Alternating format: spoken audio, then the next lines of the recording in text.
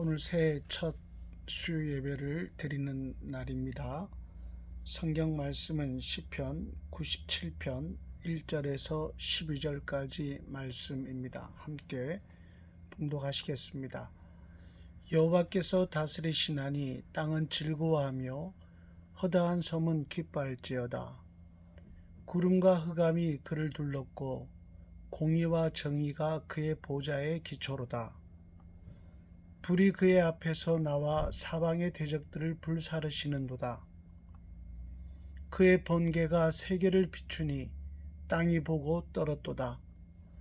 산들이 여호와의 앞 곧 온 땅의 주 앞에서 밀랍같이 녹았도다. 하늘이 그의 의를 선포하니 모든 백성이 그의 영광을 보았도다. 조각한 신상을 섬기며 허무한 것으로 자랑하는 자는 다 수치를 당할 것이라. 너희 신들아 여호와께 경배할지어다.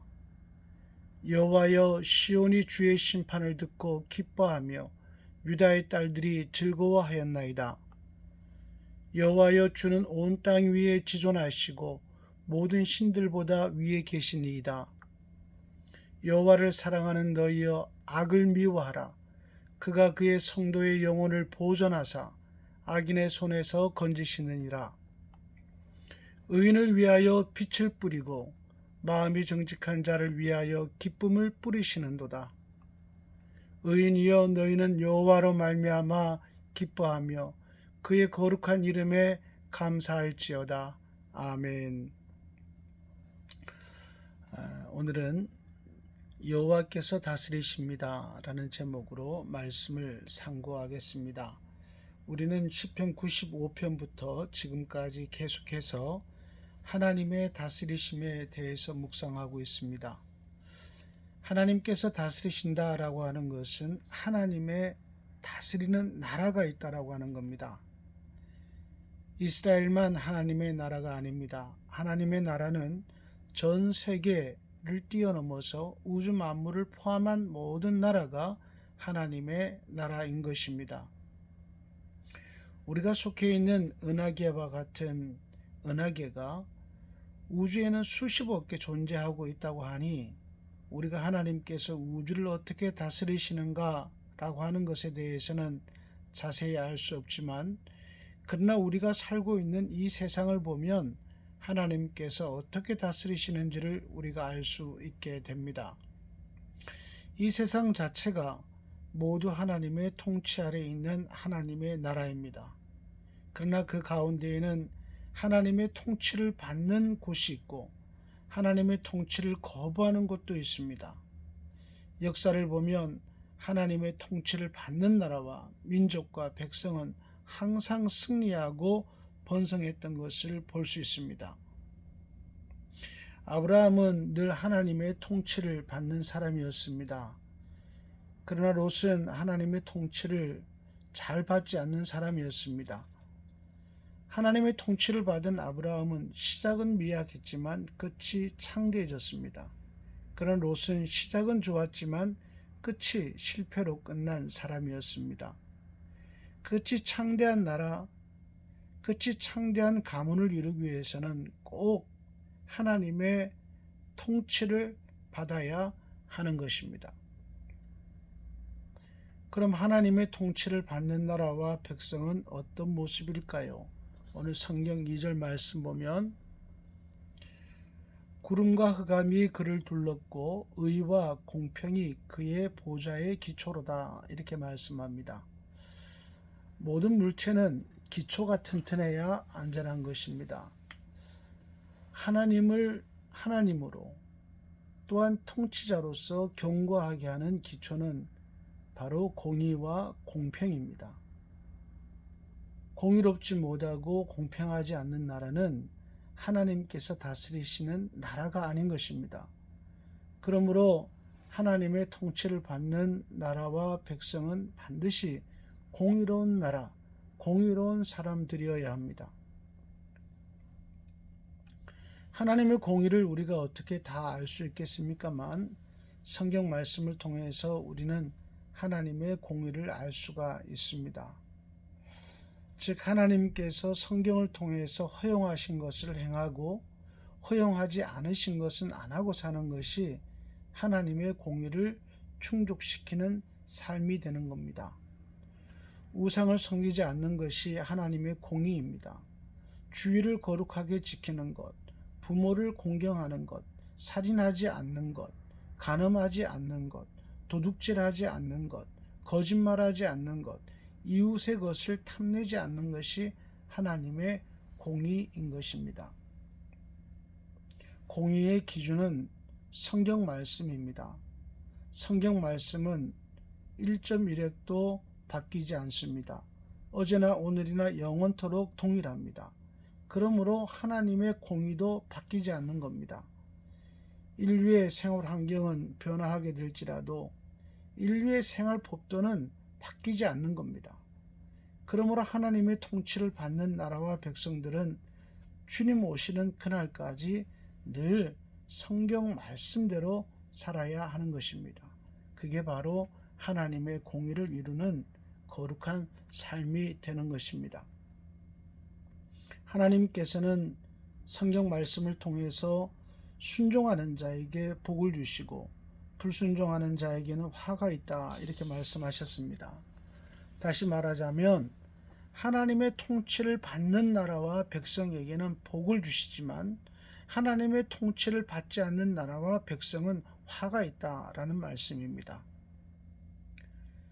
성경 말씀에 순종하여 공의를 충족시키는 삶을 사는 사람들을 의인이라고 합니다.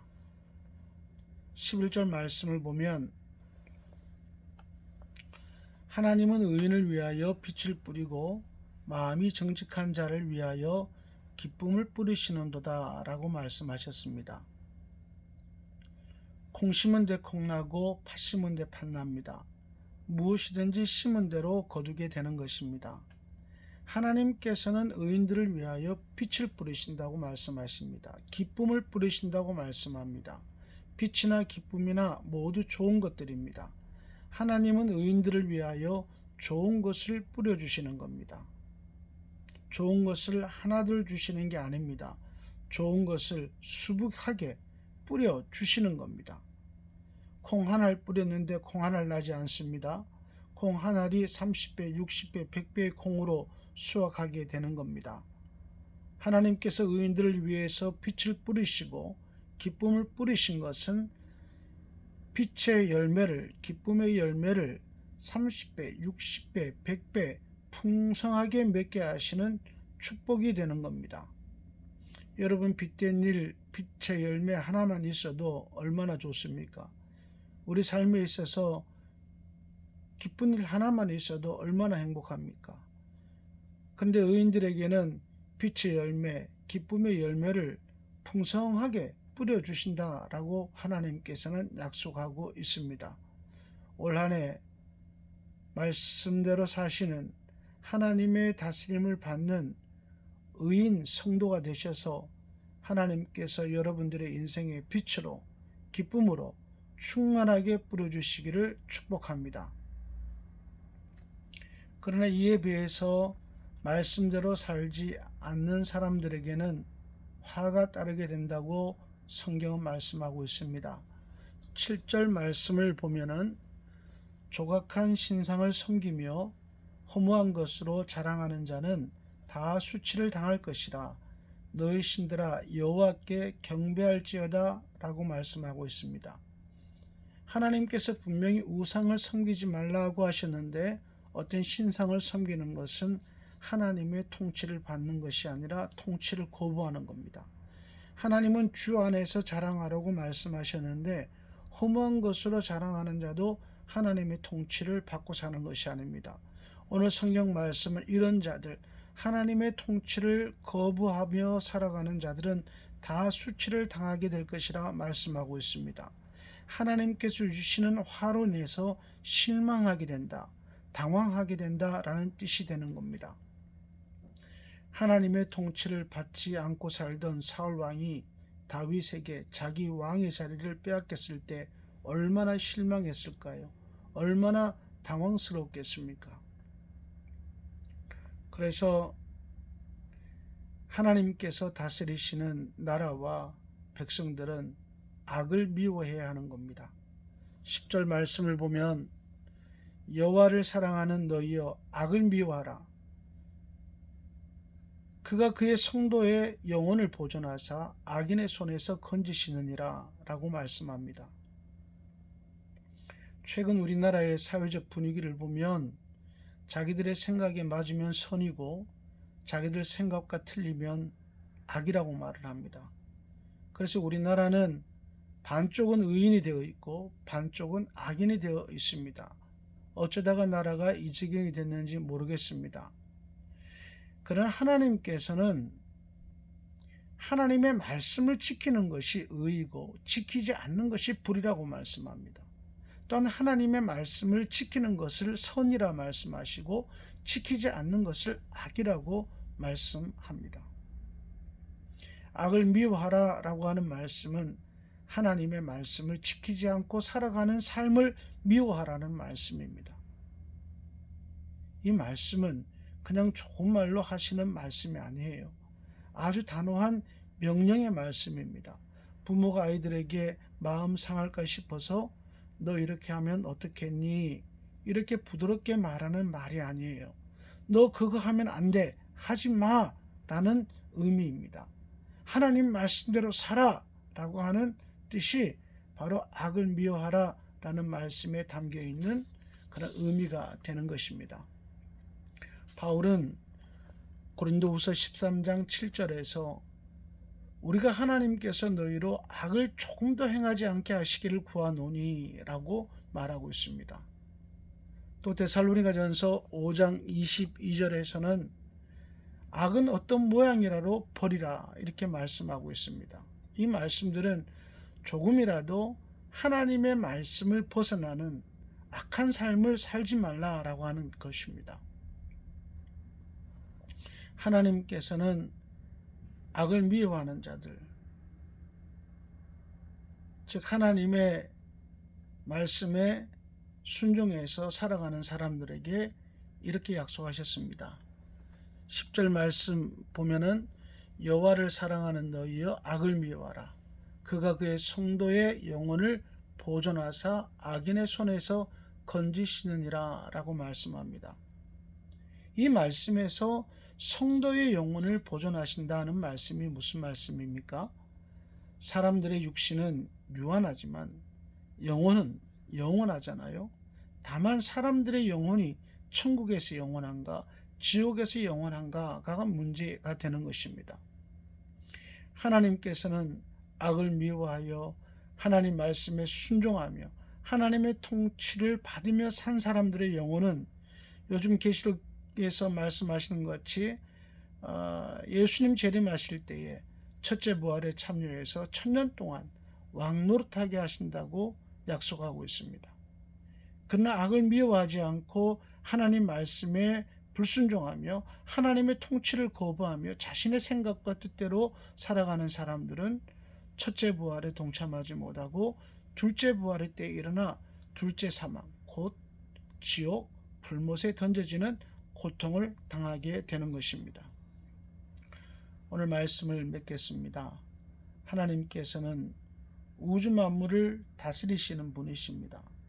하나님은 우주 만물을 다스리실 때에 당신의 공의로 다스리십니다. 공의가 무엇입니까? 하나님의 말씀입니다. 성경 말씀입니다. 그래서 성경 말씀대로 살아가는 사람들은 의인이 되어서 땅에서도 복을 받고 내세에도 복을 받게 되는 겁니다. 그러나 성경 말씀대로 살지 않는 사람들은 심판이 준비되어져 있습니다. 이 또한 다스리시는 하나님의 공의가 되는 겁니다. 2021년 새해 하나님의 공의로운 말씀으로 우리를 다스리시는 하나님의 통치에 순복하심으로 현세와 내세에 복된 인생 되시기를 주 예수 그리스도의 이름으로 축원합니다. 하나님 아버지 감사합니다. 오늘 이렇게 평안 가운데에 2021년 첫 수요 예배로 영광 돌리게 하시니 감사를 드립니다. 우한 코로나 시대에 말씀대로 살기가 힘이 들고 어려울지라도 오늘 이 말씀을 기억하면서 악의 모양은 조금이라도 다 버릴 수 있는 오직 하나님의 말씀대로 살아갈 수 있는 선한 사람들이 될 수 있도록 우리의 심령을 성령 하나님께서 인도하여 주시옵소서. 저희들 어렵고 힘든 코로나 시대를 살아갈지라도 주님 말씀대로 살아갈 때에 우리에게 빛을 뿌려주시고 우리들에게 기쁨을 뿌려주셔서 빛의 열매, 기쁨의 열매가 우리 인생에 있어서 30배, 60배, 100배 맺혀지는 놀라운 축복이 넘치는 한 해가 되어질 수 있도록 도와주시옵소서. 하나님 원합니다. 우리 크롱사랑교회 성도들에게 또 한국교회 성도들에게 세계교회 그리스도인들에게 빛을 뿌려주시옵소서. 기쁨을 뿌려주시옵소서. 그래서 코로나 시대에도 빛의 열매로 인해서 기쁨의 열매로 인해서 행복한 신앙생활을 할 수 있도록 도와주시기를 원하오며 우리 구주 예수 그리스도 이름으로 기도드리옵나이다. 아멘.